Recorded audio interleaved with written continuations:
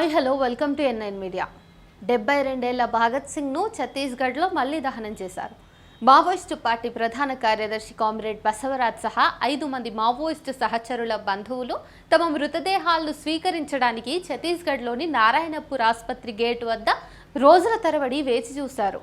మృతదేహాలను వారి బంధువులకు అప్పగించాలని హైకోర్టు ఆదేశించిన తర్వాత కూడా పోలీసులు వారి మృతదేహాలను అప్పగించలేదు. ముఖ్యంగా బసవరాజ్ మృతదేహాన్ని గనక ఆయన స్వస్థలమైనటువంటి శ్రీకాకుళంకు తీసుకువెళితే వందలాది మంది ఆయన అంత్యక్రియల్లో పాల్గొంటారు అని పోలీసులు చెప్పారు.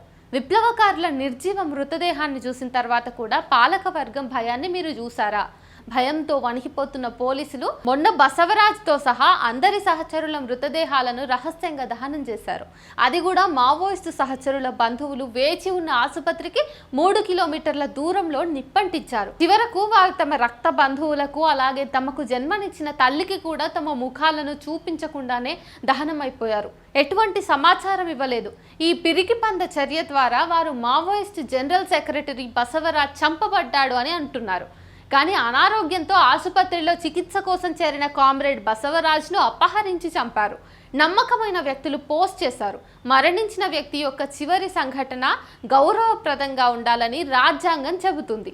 రాజ్యాంగం ప్రకారం మర్యాదకరమైన ఖననం కూడా మనలో ప్రతి ఒక్కరి ప్రాథమిక హక్కు.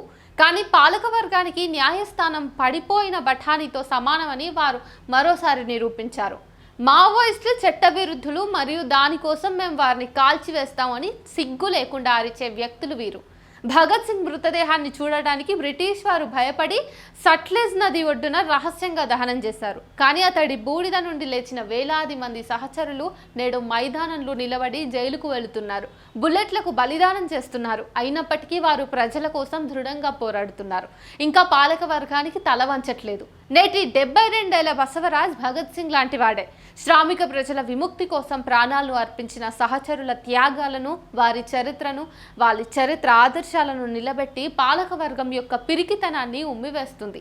నిర్జీవ శరీరాన్ని చూసి వణికిపోయే పిరికి వాళ్ళు ఈ పాలకులు. అవును, శత్రువు కాగితపు పులి.